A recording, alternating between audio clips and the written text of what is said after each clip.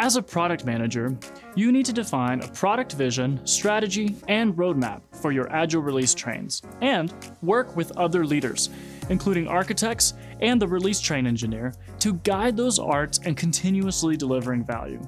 But how do you put the customer at the center to create products that are desirable, feasible, and sustainable?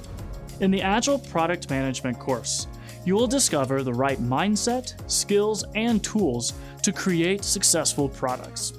Explore how to create innovation in the value stream, use design thinking to create products that customers want, create a product vision to set clarity and direction for the art, and develop and evolve short-term roadmaps that result in long-term value.